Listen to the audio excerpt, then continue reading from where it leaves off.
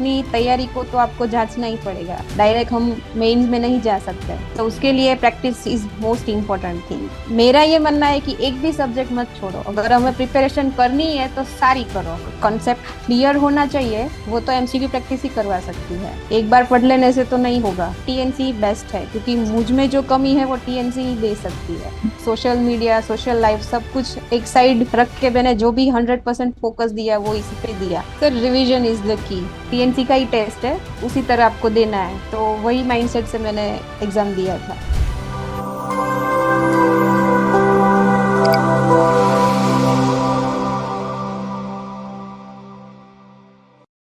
नमस्कार, एक बार फिर से सभी साथियों का हार्दिक स्वागत, अभिनंदन टीएनसी के इस ऑनलाइन प्लेटफॉर्म पे। Myself Boja Palaria, assistant nursing superintendent AIIMS Patna, एक बार फिर से इस इंटरव्यू सेशंस में आप सभी का हार्दिक स्वागत और अभिनंदन करता हूं। आज हमारे साथ है एक ऐसे मेहमान जिनको आप उनसे जानने वाले हैं कि कम समय में एक स्मार्ट स्टडी से किस प्रकार से सिलेक्शन लिया जाता है। तो सबसे पहले तो बहुत बहुत बधाई और शुभकामनाएं Devanshi ji. Thank you sir, thank you so much. एक बहुत ही बड़ा अचीवमेंट आपने हासिल किया है, ऑल इंडिया रैंक 148।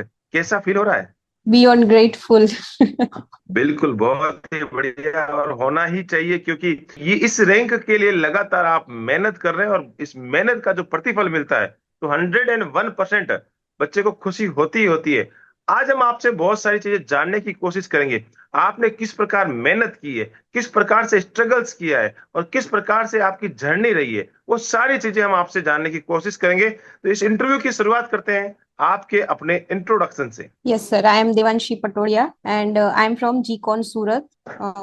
अभी जनवरी 2024 में पास आउट हुई हूँ, and then I started doing my preparation from the February, and then I gave NORCET 6 pre, which I didn't qualify, and then I again started for ESIC and SGPGI and NORCET 7, which I cleared. बहुत ही बढ़िया। पहली शुरुआत पिछले 9 set के failure से हुई है, लेकिन कोई बात नहीं, एक बार तो हमेशा रहता ही रहता है। बहुत ही बढ़िया है। लेकिन अब मैं आपसे चीजें जानने की कोशिश करूंगा कि एक कम समय में, अगर मैं बात करूं तो जनवरी में आप पास आउट होना और सितंबर में सिलेक्शन ले लेना, बहुत लोग मेहनत करते हैं और सभी लोग मेहनत करते हैं। जो बच्चा नर्सिंग दे रहा है या 9 सेट दे रहा है, सारे बच्चे मेहनत करते हैं, लेकिन सबके मेहनत का लेवल अलग अलग होता है, सबका तरीका अलग अलग होता है। तो आपने इतने कम समय में एक बहुत ही बड़ा अचीवमेंट हासिल किया है। इसके पीछे स्ट्रेटजी क्या फर्स्ट ईयर में बना ली थी, या आपने यूजी के दौरान ही प्लानिंग कर ली थी? नहीं sir, first year second year में तो कुछ पता भी नहीं था कि एम्स में नर्सिंग के लिए ऐसी एग्जाम भी होती है, और कोई प्लान भी नहीं था।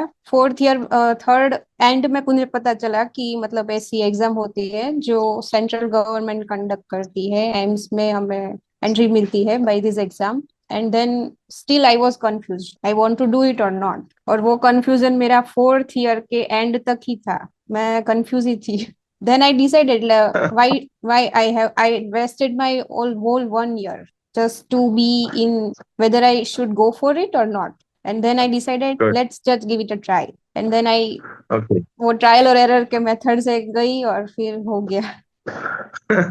पहले तो कंफ्यूजन ही रहा कि भाई करें तो करें क्या, कैसे सोचे, फिर आपने सोचा कि चलो एक ट्रायल कर लेते हैं, देखते हैं कि यार ये 9 सेट भी कौन सी चिड़िया का नाम है, और इसको एक बार देख ही लेते हैं कि फिर क्या होता है। और इसमें आपने फिर एंट्री मारी। तो शुरुआत, फिर जब आपने दिमाग में ख्याल आया कि हाँ यार 9 सेट करना चाहिए, 9 सेट के अंदर तैयारी करनी चाहिए, तो तैयारी के लिए सबसे पहले आपने क्या किया, किस प्रकार से मेहनत किया? सबसे पहले जो पुरानी बुकें हैं, जो आपने एकेडमिक ईयर में जो पढ़ाई की है, उनको संभाला, या सीधा गाइड पे चले गए, या किस प्रकार से तैयारी की? सर बुक का रेफरेंस तो जैसे कि मैं गवर्नमेंट कॉलेज ऑफ नर्सिंग सूरत से पढ़ी हूँ, तो उतना बुक का रेफरेंस रहता था कि ये इस subject for example anatomy physiology है तो उसमें ये ऑथर वाला अच्छा है, तो बुक का रेफरेंस था मेरे पास थोड़ा, और थोड़ा बेस भी क्लियर था, और उसी में से मैंने अपना नॉलेज एनहांस किया और अपने खुद के नोट्स बनाए। और देन मतलब जो गैप होते हैं प्रिपरेशन के अंदर वो भी आइडेंटिफाई किए कि कौन सा टॉपिक मुझे आ रहा है, कौन सा नहीं आ रहा है। और सब्जेक्ट्स में भी वही था सेम कि कौन सा मुझे अभी हार्ड लग रहा है, कौन सा मुझे इजी लग रहा है। पहला तो 2-3 महीना एनालिसिस पे ही चला गया कि एग्जैक्टली प्रिपरेशन करनी है तो हमें एक प्रॉपर प्लान चाहिए होता है। तो उसी में मैंने अपने आप को मतलब एनालिसिस किया कि क्या सिलेक्शन लेने के लिए हमें मुझे क्या करना पड़ेगा, मुझ में कैसी कमी है, एमसीक्यू की प्रैक्टिस की कमी है या फिर थियोरी के नॉलेज की कमी है, तो वही किया सर। ओके। आपने अपने आप को खुद को सेल्फ एनालिसिस किया, सबसे पहले आपने सबसे बड़ी बात है प्लानिंग बनाई कि यार मुझे ये चीज करनी है और उसके लिए मुझे कौन कौन से रिसोर्सेस की जरूरत है, वो आपने आइडेंटिफाई किए। तो आपने रिसोर्सेस पे काम किया कि अब मुझे, मैंने बुक्स तो पढ़ रखा है, मैंने एकेडमिक ईयर में जैसे कि आपने बताया था कि जीकॉन सूरत से पढ़े हुए हैं, तो आपको रेफरेंस था कि मुझे ये चीजें पढ़नी है, और 101% आपने जीकॉन से पढ़ा है, तो बहुत ही अच्छी आपकी थ्योरी, बहुत ही अच्छी होगी। तो फिर आपने थ्योरी के साथ आपने सोचा कि थ्योरी तो मेरी बहुत ही अच्छी है, अब मुझे कुछ और चीजें करनी चाहिए। कुछ और चीजों के चक्कर में आपने फिर क्या दिमाग लगाया कि हाँ यार मुझे ये चीज करनी चाहिए, और फिर टीएनसी के साथ आपका कैसे जुड़ा हुआ? सर टीएनसी का जो एक सैटरडे का आता था ना, फ्री टेस्ट आता था, तो मैंने एक दो दिया था, तो मुझे उसका लेवल अच्छा लगा था कि अगर मैं टीएनसी के साथ प्रैक्टिस करूंगी तो मेरा जो गैप था वो यही था कि मुझे प्रॉपर एमसीक्यू की प्रैक्टिस नहीं थी, नॉलेज था लेकिन या तो पढ़ने में कोई गलती हो जाती है या तो आंसर में कंफ्यूजन हो जाता है। तो जो कॉन्सेप्ट क्लियर होना चाहिए वो तो एमसीक्यू प्रैक्टिस ही करवा सकती है, एक बार पढ़ लेने से तो नहीं होगा। तो मैंने ऐसे ऑनलाइन में जाके फिर थोड़ी रिसर्च की और उसके बाद पता चला कि आपका जो चैनल है टेलीग्राम पे है उसको मैं फॉलो करती थी, और फिर फ्रेंड से भी पता चला, तो मुझे लगा टीएनसी बेस्ट है क्योंकि मुझ में जो कमी है वो टीएनसी ही दे सकती है। सो एमसीक्यू प्रैक्टिस के लिए मैंने फिर आपका जो एमसीक्यू प्रैक्टिस वाला डेली एमसीक्यू पैकेज लिया और उसके साथ डेली कंटिन्यूटी के साथ प्रिपरेशन की। ओके, बहुत ही बढ़िया।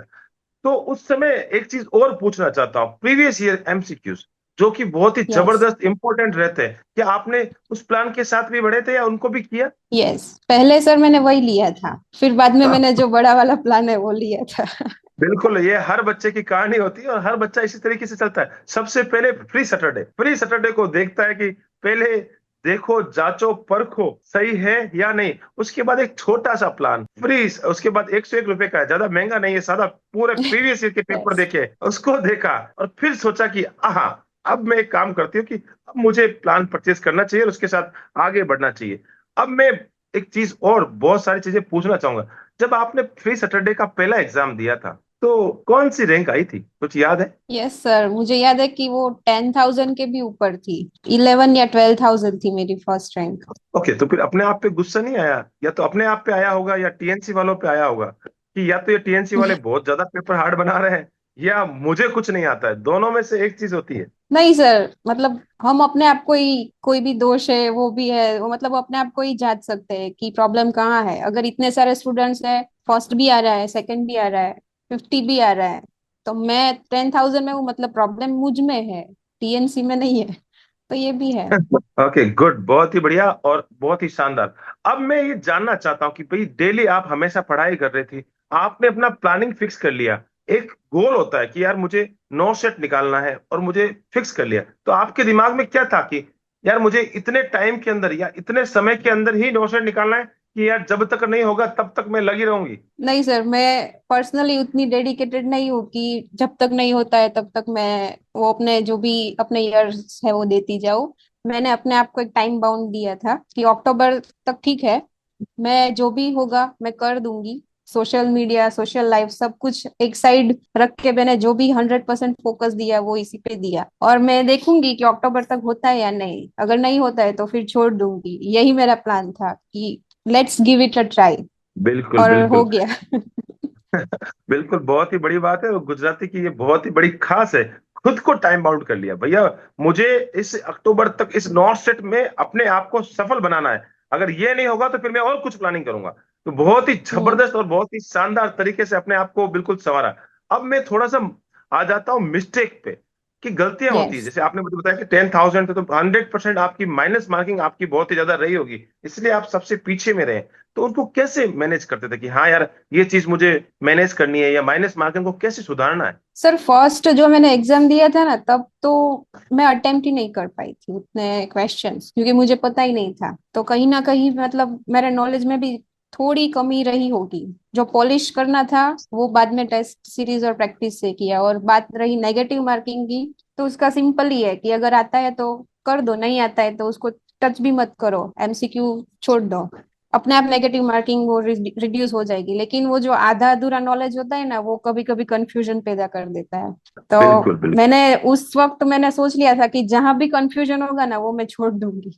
लेकिन अभी मुझे पता चला है कि नहीं, थोड़ा रिस्क तो लेना चाहिए, जो मैंने ये लास्ट 2 एग्जाम में ली है। बहुत ही बढ़िया और बहुत ही जबरदस्त तरीके से आपका इंटरव्यू एकदम बिल्कुल बहुत ही अच्छा लग रहा है। आप जो जो बता रही है मैं बड़े गौर से सुन रहा हूँ और मैं सारी चीजें समझ रहा हूँ कि और बच्चे भी इस तरह से समझेंगे और इसको बिल्कुल एकदम अच्छे से सुनने पर सारी चीजें दिमाग में सीधी चली जाती है कि एक टॉपर्स बता रहा है।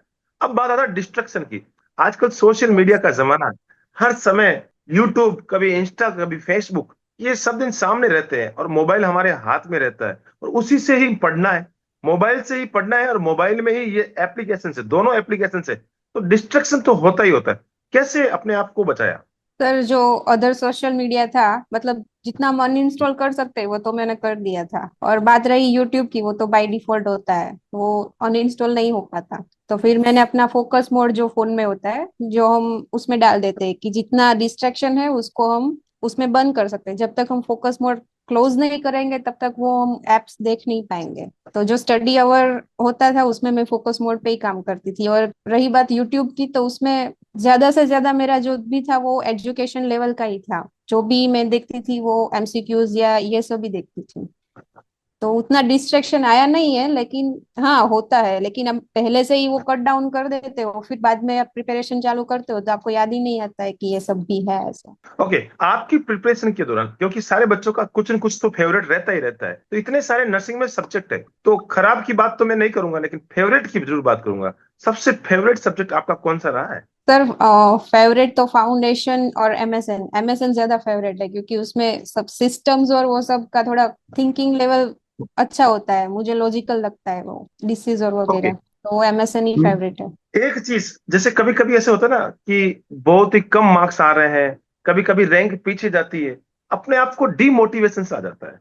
अब यार अब तो नहीं होगा, इतने लोग मेरे से आगे हैं, इतने बच्चे मेरे से आगे बढ़ रहे हैं, अब मेरा नंबर कब आएगा? और भर्ती तो 1500 की है। और कभी कभी होता है ना कि मेन एग्जाम, जैसे आज ही एग्जाम है या एग्जाम होने वाला है 2 दिन बाद, और उससे पहले 3000 रैंक आ जाए, कभी 2000 प्लस आ जाए, तो डिमोटिवेशन आ जाता है कि यार मैं तो रेस में ही नहीं हूँ।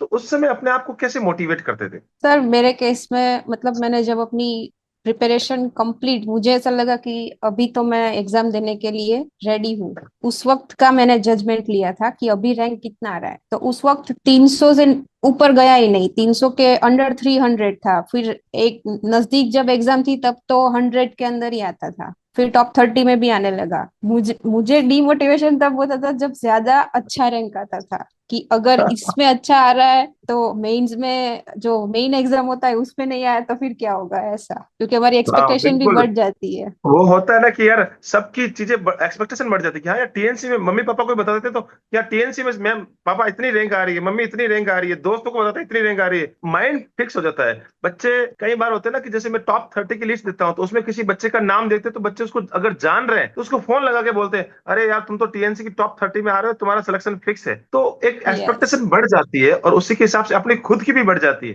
तो वो रहता है, प्रेशर तो रहता है। तो आपको एक चीज और पूछना चाहता हूँ, बहुत ही यूनिक क्वेश्चन है। आज मैं आपसे बहुत सारी चीजें लेके आया हूँ, बच्चों के कमेंट बॉक्स में जो क्वेश्चंस आते हैं उनको मैं धीरे धीरे आपसे पूछ रहा हूँ।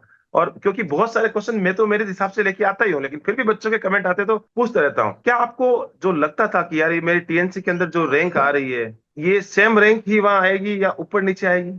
सर, इतना एक्सपेक्टेड भी नहीं है कि अगर आप प्रैक्टिस में कर रहे हो तो इसका मतलब ये है कि मेंस में भी करोगे। लेकिन ये तो आपके ऊपर होता है कि एग्जाम के वक्त आपका माइंडसेट क्या है। फॉर एग्जाम्पल, आप कॉन्फिडेंट है अपने आप में तो मेंस में अच्छा भी कर सकते हो। लेकिन प्रैक्टिस में आप नॉर्मली जो होता है ना, लाइट मूड होता है, तो उसमें आप अपना ज्यादा आउटपुट दे सकते हो। लेकिन जब मेन एग्जाम होता है तो आपके प्रेशर भी ज्यादा होता है, तो उसके वक्त आप ज्यादा परफॉर्मेंस नहीं दे पाते हो। तो ये आपका माइंडसेट होता है कि करना है कि नहीं करना है। तो उस वक्त भी आपको थोड़ा अपने आप को लाइट रखना बहुत जरूरी है। ओके। एक चीज और जानना चाहता हूँ, एक कमेंट मेरे सामने था, मैं कमेंट को ही देख रहा था, और वो कमेंट ये है कि सर मैं पढ़ता तो बहुत हूँ, मैंने मेहनत भी करता हूँ। बहुत बच्चे का कमेंट है कि सर मैं बहुत पढ़ रहा हूँ, मेहनत भी बहुत कर रहा हूँ, सारी चीजें कर रहा हूँ, जो टॉपर्स बताते हैं उनको फॉलो भी कर रहा हूँ, लेकिन मैं भूल जाता हूँ, फिर से भूल जाता हूँ, आगे आगे पढ़ता जा रहा हूँ, पीछे पीछे भूलता जा रहा हूँ। क्या इलाज है उसका? टॉपर्स बताएं। Sir, revision is the key. अगर आप भूल जाते हो तो वैसे भी हमें पता है कि हम रिकॉल रजिस्टर हम साइकेट्री में पढ़ते ही है। तो हमें अगर लॉन्ग टर्म में कुछ डालना है तो उसका मतलब हमें बार बार उसको रिकॉल करना पड़ेगा। तो उसके लिए रिवीजन करना बहुत जरूरी है। तो जितना भी आपने पढ़ा है शाम को एक बार रिवाइज कर दो, फिर दूसरे दिन सुबह भी एक बार देख लो, और ज्यादा टाइम नहीं जाता है उसमें। एक बार आपने मतलब अच्छे से समझ लिया है तो वो ज्यादा टाइम भी नहीं लेता है। ओके, रिवीजन आपने बहुत ही जबरदस्त की बताई है। अगर आप बार बार रिवीजन करते हो, जैसे मैं आपसे पूछना चाहूंगा कि भाई देवांशी को अगर मैं पूछूं कि भाई कितनी बार रिवीजन कर दिया होगा आपने जो थ्योरी पढ़ी है, तो और जो आपने मिस्टेक बुक बनाई थी, कितनी बार जो आप जैसे पेपर भी दे रहे थे उनको कितनी बार रिवीजन किया होगा? पर उतना तो गिना नहीं है, लेकिन 8-9 बार तो हो गया होगा। बिल्कुल। तो सबको मैं यहाँ पे इस इंटरव्यू के माध्यम से बता देना चाहता हूँ कि तीन चीजें यहाँ पे मेरे सामने निकल के आ रही है, और मैं उसको बताना चाहता हूँ, सारे बच्चों के साथ शेयर भी करना चाहता हूँ। सबसे पहले अगर आपको सिलेक्शंस की राह तक जाना है तो तीन चीजें फोकस करनी है। पहली बात आ रही है लर्निंग पे, जैसे कि देवांशी ने बहुत ही अच्छी लर्निंग पे फोकस किया था। सबसे पहले फोकस किया था कि थ्योरी को अच्छा बनाया जाए। उसके बाद दूसरी की आती है रिवीजन। लर्निंग करना ही सबसे बड़ी चीज नहीं होती है, अगर आप रिवीजन नहीं करोगे तो फिर से भूल जाओगे, तो आपने फोकस किया है रिवीजन पे। और तीसरी चीज, अपने आप की कमजोरी को दूर करने के लिए practice. This is the LRP formula, वो आपने इस्तेमाल किया है और बहुत ही जबरदस्त सक्सेस ली है। बहुत ही मजा आ रहा है इस इंटरव्यू को करने के बाद। आप मुझे ये बताएं कि एंजाइटी का लेवल एग्जाम हॉल के दौरान जब रहता है ना कि यार पहले फेलियर मिल जाते हैं, पिछले एग्जाम में सक्सेस नहीं मिली, तो ये 3 घंटे जो होते हैं ना बहुत ही कीमती होते हैं। कुछ बच्चे तो टैलेंट भी होते हैं, प्रैक्टिस भी होती है, सब कुछ रहता है, तो आप अच्छी रैंक भी लेके आते हैं, लेकिन वहां जाके एकदम से हड़बड़ा जाते हैं। तो क्या कहना चाहेंगे उनके लिए, और आपके साथ क्या उसके हुआ था? लिए उसके लिए जो मैं डेली टेस्ट देती थी, तो वो मुझे ज्यादा वहां पे यूजफुल लगा, क्योंकि जो भी था मतलब ऐसा ही लग रहा था कि मैं टीएनसी की टेस्ट दे रही हूँ। तो मैंने अपने आप को एक्साइट किया था कि ये कोई मेंस वेंस नहीं है, ये जो भी नॉर्मल है हम रोज देते हैं वही है, टीएनसी का ही टेस्ट है, उसी तरह आपको देना है। तो वही माइंडसेट से मैंने एग्जाम दिया था। ओके, जब आपने टेस्ट स्टार्ट किया था वहां पे मेंस का, मैं तो उसको टेस्ट ही बोलता हूँ क्योंकि मेरे लिए तो वो यस। टेस्ट ही है। जब नॉर्थ सेट यस। मेंस का आपने स्टार्ट किया था, या नॉर्थ सेट प्री का भी स्टार्ट किया था, कैसी फीलिंग आ रही कि यार मैं टीएनसी का ही टेस्ट दे रहा हूँ? पहला क्वेश्चन हाँ सही रहे यार, ये तो मुझे टीएनसी में देखा था, अरे यार दूसरा क्वेश्चन ये भी मैंने देखा है। तो ऐसा ही लग रहा था या कुछ अलग सी फीलिंग आ रही थी? नहीं सर, प्री में भी ऐसा हुआ था कि पहला क्वेश्चन इतना इजी आ गया था कि हमारा मेरा कॉन्फिडेंस बढ़ गया था। मतलब जो शॉर्ट लाइनर्स थे ना, वन लाइनर्स, वो सारे टीएनसी जैसे ही दिख रहे थे, और वही नॉलेज जो बेसिक हमारा जो इम्पोर्टेंट टॉपिक्स होता है वही सारा कवर हुआ था। तो वो अच्छा लगा था कि एग्जैक्टली वही लग रहा है कि मैं टीएनसी का टेस्ट दे रही हूँ। अब मैं आपसे आपके स्कोर के बारे में जानना चाहता हूं कि प्रीलिम्स के अंदर क्या स्कोर रहा था और मेंस के अंदर क्या स्कोर रहा, कितने सही कितने गलत, प्री और मेंस दोनों में? ओके। प्री में पीआर था मेरा 99.05। तो स्कोर एग्जैक्टली तो याद नहीं है, लेकिन मेरे 67 करेक्ट थे, उसमें से 15 नेगेटिव थे शायद। I am not exact, let okay, me tell you.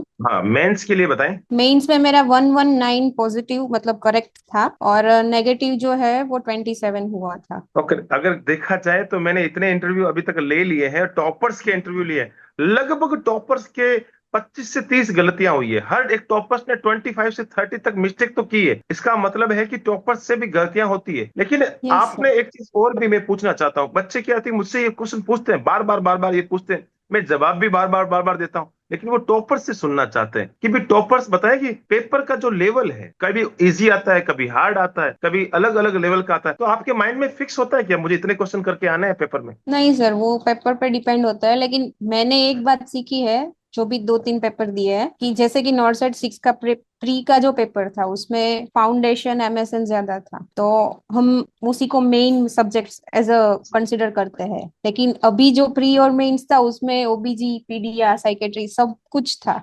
तो मेरा ये मानना है कि एक भी सब्जेक्ट मत छोड़ो, अगर हमें प्रिपरेशन करनी है तो सारी करो, ताकि हमारी जो मिस्टेक का चांस है वो कम से कम रहे। ओके, बहुत ही बढ़िया। आपने बताया कि भैया इस तरीके से आपको तैयारी नहीं करनी है कि भाई 2 सब्जेक्ट पढ़ लिए 3 छोड़ दिए, पढ़ना है तो पूरा ही पढ़ो बिल्कुल। और मेरा क्वेश्चन ये था कि एग्जाम हॉल के अंदर हम जाते हैं, कि जैसे मान लो मुझे प्रीलिम्स देने जाना है या मुझे मेंस जाना है, तो बच्चे एक क्वेश्चन मुझसे पूछते हैं कि सर 160 नंबर का क्वेश्चन आने वाला है, 160 क्वेश्चन आने वाले, कितने करके आऊं? उन बच्चों के लिए आपका माइंड सेट था कि मुझे यहां तक तो करना ही है। नहीं सर, वो एग्जैक्टली हम पेपर के लेवल पे, मैं खुद पेपर के लेवल पे डिसाइड करती हूँ। अगर 100 है और प्री का, तो उसमें 80 नर्सिंग होगा, तो थोड़ा रिस्क लेके भी मैं 70 to 90 के बीच में करूंगी। अगर पेपर का लेवल हार्ड होगा तो 70-75 तक जाऊंगी, उससे ज्यादा मैं रिस्क नहीं लूंगी। और अगर बिल्कुल, ठीक है इजी होगा कैलकुलेशन तो में तरीके से भी कैलकुलेशन जा में सकते। सबसे परफेक्ट होते हैं गुजरात के लोग। पूरा हिसाब मिला लेते हैं कि भैया इतना ही हिसाब मिला के जाना है तो ही सफलता मिलेगी, और वो हिसाब बिल्कुल परफेक्ट रहा है, और बहुत ही शानदार, बहुत ही अच्छा लग रहा है। बहुत सारी चीजें आपसे जानने की कोशिश कर रहा हूँ, क्योंकि मैं चाहता हूँ कि आपसे जितनी चीजें एक्सपीरियंस बच्चों तक पहुंचे तो बच्चों को बड़ा फायदा मिले। कौन कौन सी ऐसी बुक्स थी जो यहाँ तक इस जर्नी को लाने में आपकी हेल्पफुल रही है? Best book was mistake book. जो भी मुझे नहीं आता था वो उसमें था। मतलब बिल्कुल। अगर एग्जाम कल है तो मैं आज वही बुक लेके बैठूंगी ताकि वही तो रिवीजन होगा, और वही उसमें सारा मोस्ट इम्पोर्टेंट आ ही जाता था। तो वही कल आने वाला है, वही सोच के मैं लेती थी और बैठती थी। बहुत ही जबरदस्त बात बोली है। मेरी सबसे बेस्ट बुक जो है वो मेरी मिस्टेक बुक है, और उसी पे मैंने काम किया, उसी के साथ आगे बढ़ते गए। ये एक बहुत ही बात, इस बात से मैं बच्चों को बता देना चाहता हूँ कि जापान पे जब अमेरिका ने बहुत साल पहले एक हिरोशिमा और नागासाकी पे एक हमला किया था, जापान को तहस नहस कर दिया था। और उसी दौरान जापान फिर से एक छोटा सा देश है, बिल्कुल छोटा सा देश है, फिर से खड़ा हो रहा था, फिर से बढ़ रहा था।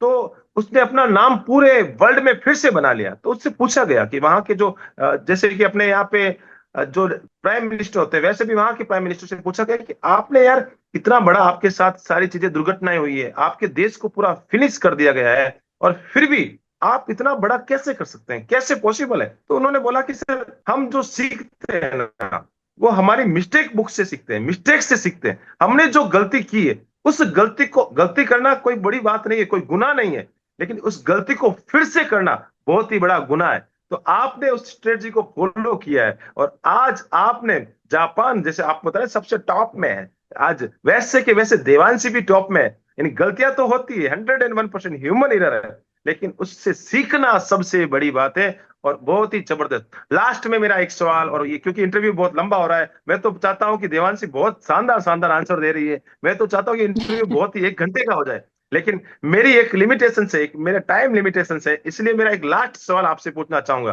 देवांशी से बच्चे जानना चाहते हैं, गाइडेंस चाहते हैं कि भैया ऐसा एक कोई मूल मंत्र दे दो, ऐसा एक कोई ट्रिक्स दे दो जिससे आपकी लाइफ में इतना बड़ा, एक बहुत ही बड़ा अचीवमेंट या बहुत ही बड़ी रैंक आई। हम भी चाहते हैं कि हमारी भी एक बहुत ही बड़ी रैंक आए।